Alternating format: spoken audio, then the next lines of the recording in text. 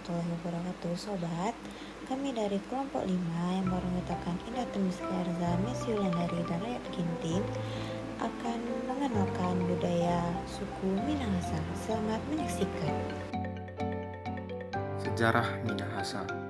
Beberapa pendapat para ahli mengatakan bahwa orang Minahasa berasal dari ras Mongol Spui yang sama dengan pertalian Jepang dan Mongol, ialah memiliki lipid Mongolia. Bangsa Mongol terkenal dengan gaya hidup berperang sampai dapat menguasai setengah wilayah dunia pada saat dipimpin oleh Genghis Khan. Dan bangsa Mongol menyebar tidak terkecuali pergi ke tanah Minahasa. Ada persamaan Minahasa dengan Mongol dalam sistem kepercayaan dapat dilihat pada agama asli Minahasa Alikuru dalam praktek samanisme sama seperti Mongol dan mengenal juga pemimpin agama Walian. Persamaan lain, Minahasa tergolong satu bangsa yang tidak memiliki sistem kerajaan. Yang ada hanyalah pemimpin-pemimpin kelompok yang terpilih di antara yang kuat dalam kelompok. Kelompok-kelompok ini disebut wala yang sama dengan model Mongol. Cerita turun-temurun legenda Toar Lumimut lebih memperkuat pendapat para ahli ini bahwasanya Lumimut sebagai putri Kaisar Tiongkok yang menjalin hubungan dengan panglima perang dari Mongol. Karena hubungan tersebut tidak direstui, maka sang putri diusir menuju tanah Minahasa. Anaknya yang bernama Toar lambat laun ketika dewasa, mereka dalam keadaan terpisah sampai kembali bertemu. Akhirnya dinikahkan oleh Karema, seorang pendamping Lumimut yang dikirim pihak kerajaan. Turunan Toar Lumimut ini yang menjadi orang Minahasa sekarang ini. Namun demikian, masih terdapat puluhan versi cerita nenek moyang orang Minahasa. Nenek moyang orang Minahasa dalam perkembangan telah bercampur atau kawin-mawin dengan bangsa Eropa seperti Spanyol, Portugis, dan Belanda. Keberadaan orang-orang Eropa yang menetap di beberapa tempat Minahasa seperti komunitas masyarakat Borgo. Orang Eropa telah menjalin hubungan panjang dengan Minahasa, membentuk komunitas Borgo. Mereka banyak terdapat di Sindualang, Pondol, Tanah Walangko, Pamurang, dan Kema. Diketahui juga adanya keturunan Eropa Yahudi yang telah kawin-mawin dengan penduduk Minahasa, mendirikan suatu tempat ibadah, yakni sinagog di Tondano. Jadi, asalnya suku Minahasa dari Cina Mongol bercampur dengan bangsa Eropa Yahudi, lalu percampuran dengan etnis lain, misalnya Jawa, Bugis, Gorontalo, Ternate, dan lain-lain ini, membuahkan kelompok masyarakat baru seperti Kampung Jawa Tondano, Kampung Jawa di Tomohon, di Pinelan, Kampung Arab, Kampung Ternate. Kabupaten Minahasa memiliki luas wilayah sebesar 121.000 hektar yang terdiri dari 25 kecamatan.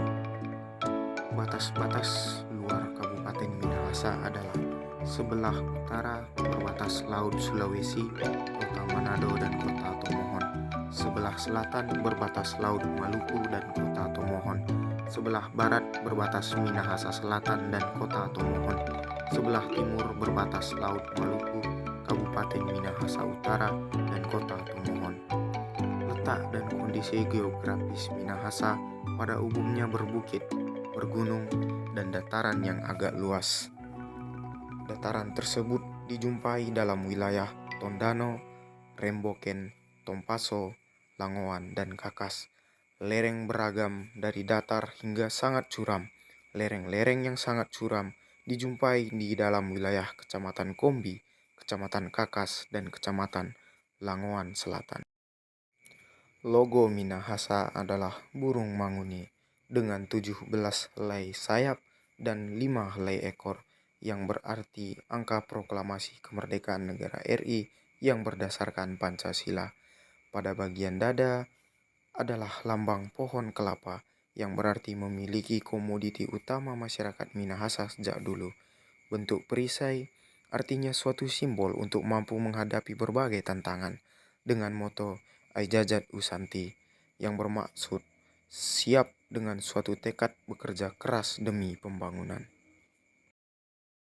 Pakaian adat Minahasa atau sering disebut dengan kawarasan. Kawarasan adalah menjadi simbol leluhur di masa lalu, menjadi pelindung tanah, pelindung negeri, dan pelindung kehidupan. Bagian dasar baju adalah kayu alam yang diikat dengan kain tenun pemalet dan dipadu-padankan dengan kain tenun kaiwan patola. Tata busana dan aksesoris dibuat mengacu pada sustainable fashion dan tidak menggunakan materi hewan.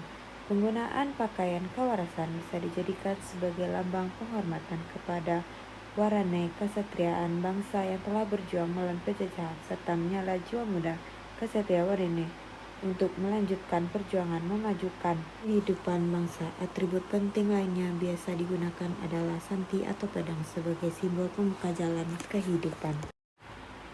Adat pernikahan Minahasa atau lebih sering disebut ketok pintu atau upacara topi pintu adalah salah satu tradisi pernikahan yang ada di dalam suku Minahasa. Topi pintu itu sendiri sebenarnya berisi antara harta berikut prosesi upacara adat yang dirangkai dalam suatu hari pelaksanaan. Tradisi topi pintu termasuk tradisi yang cukup sakral karena dilakukan pada saat pernikahan adat suku Minahasa. Upacara ini diawali dengan memastikan bahwa kediaman pengantin wanita dalam keadaan berada sunyi. Lalu wali pihak pria akan mengetuk pintu 3 kali, yang diketuk pertama, kedua, dan ketiga.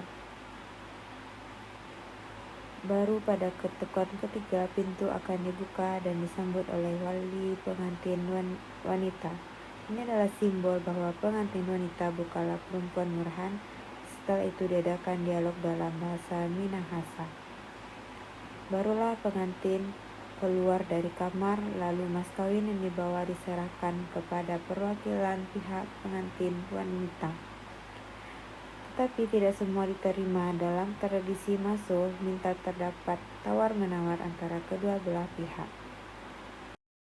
Adat kelahiran Minahasa atau disebut juga Rumayor Sitoyang. Salah satu tradisi turun mandi bagi bayi yang dilakukan oleh suku Minahasa. Di acara turun mandi ini dimulai dengan mengarak bayi dan kedua orang tua ke sungai dan diambil air yang di dalamnya berbagai doa dan dipercikkan menggunakan daun kelapa yang sudah kering. Turun mandi ini dipercaya untuk mensucikan jiwa dan raga si bayi agar jadi anak yang berbudi luhur. Setelah turun mandi akan dilakukan doa bersama masyarakat sekitar untuk mendoakan si bayi supaya bisa berperilaku dengan baik. Adat kematian Minahasa atau yang sering disebut dengan waruga. Waruga adalah suatu tradisi pemakaman yang unik pada kawasan Sulawesi Utara, tepatnya suku Minahasa. Waruga berasal dari kata waru yang artinya rumah dan raga berarti badan. Secara garis besar, waruga berarti rumah tempat badan yang akan kembali ke surga. Tradisi penguburan waruga merupakan pemakaman jenazah dalam sebuah bola batu berongga yang kemudian ditutup dengan batu berbentuk prisma segitiga layaknya sebuah atap. Posisi jenazah dalam batu pun ditempatkan seperti bayi dalam rahim, di mana tumit bersentuhan dengan bokong dan mulut seolah mencium lutut. Hal ini dilakukan masyarakat Minahasa percaya bahwa manusia meninggal dengan posisi yang sama saat melahir ke dunia. Selain berposisi rahim, jenazah juga ditempatkan dalam posisi mengarah ke utara yang menandakan nenek moyang suku Minahasa berasal dari utara. Makanan khas suku Minahasa. Salah satu makanan khas suku Minahasa adalah nasi jaha. Nasi jaha terbuat dari beras ketan yang dicampur dengan santan, bumbu rempah-rempah seperti daun pandan, jahe, bawang, kemiri, dan lainnya, kemudian dibungkus dengan daun pisang. Penyajian nasi jaha sendiri itu berbentuk silinder yang terbentuk karena dimasak atau dibakar di dalam batang bambu. Nasi jaha ini dapat dijumpai di berbagai acara di Sulawesi Utara sebagai hidangan khas. Khusus di Minahasa, secara keseluruhan menggunakan nasi jaha sebagai hidangan dalam acara-acara tertentu, dan yang paling banyak itu dapat kita jumpai pada pesta syukuran yang biasanya diadakan sekali dalam 1 tahun. Pariwisata di Minahasa. Minahasa terkenal dengan alamnya yang begitu mempesona dan candu bagi para wisatawan. Ada banyak pariwisata yang ada di Kabupaten Minahasa ini yang bisa kita kunjungi. Salah satunya yaitu Benteng Moraya.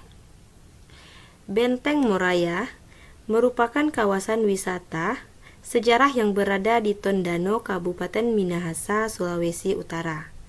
Nah, Benteng Moraya merupakan tempat pertahanan orang Minahasa saat terjadinya Perang Tondano pada abad ke-18. Moraya sendiri memiliki arti di mana-mana terdapat genangan darah. Pemakaian nama ini dimaksudkan untuk memberi gambaran bagaimana dahsyat dan kejamnya pertempuran yang terjadi waktu itu. Benteng Moraya sendiri tidak hanya berperan sebagai tempat wisata sejarah, namun juga untuk meningkatkan ilmu dan pengetahuan dan menjadi pusat kebudayaan dan kesenian bagi masyarakat Minahasa. Selain Benteng Moraya, terdapat Danau Tondano yang menjadi salah satu objek wisata di Minahasa. Danau ini merupakan danau terluas di Sulawesi Utara dengan mencapai luas sekitar 43 km. Nah, danau ini diapit oleh pegunungan Lambean, Gunung Kaweng, Bukit Tampusu, dan Gunung Masarang, yang menjadikan panorama alam di sekitar Danau Tondano begitu indah. Danau ini merupakan danau penghasil ikan air tawar seperti ikan mujair, pior atau kabos, dan yang lainnya. Nilai dan norma masyarakat Minahasa. Di dalam masyarakat Minahasa dikenal dengan budaya Mapalus. Nah, budaya Mapalus ini merupakan budaya gotong royong bagi masyarakat Minahasa. Budaya Mapalus ini dapat membantu membentuk karakter masyarakat agar dapat memiliki jiwa sosial yang tinggi. Mapalus sendiri itu merupakan penjabaran dari falsafah Minahasa, yaitu si tou timou tu mau tou, yang artinya manusia hidup untuk menghidupi manusia lain. Semangat Mapalus ini dapat menjadi pengikat persaudaraan orang-orang Minahasa dalam berbagai situasi. Budaya Mapalus sendiri melandasi kehidupan umat beragama untuk saling membantu satu sama lain. Dengan semboyan Torang Samua Basudara, yang artinya kita semua bersaudara, inilah yang menginspirasi masyarakat Sulawesi Utara untuk hidup berdampingan satu dengan yang lain tanpa mempersoalkan perbedaan yang ada di antara mereka. Tradisi khusus di Minahasa.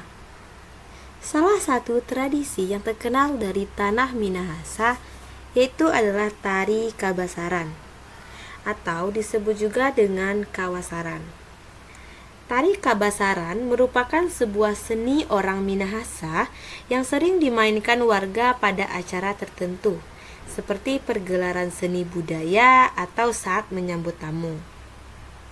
Kata Kawasaran sendiri itu berasal dari kata wasar yang artinya ayam jantan aduan yang sengaja dipotong jenggernya agar lebih galak saat diadu. Sehingga tak heran jika para penari Kabasaran itu bergerak layaknya 2 ekor ayam yang sedang bertarung. Menurut adat, tari Kabasaran ini sangat disakralkan oleh masyarakat Minahasa.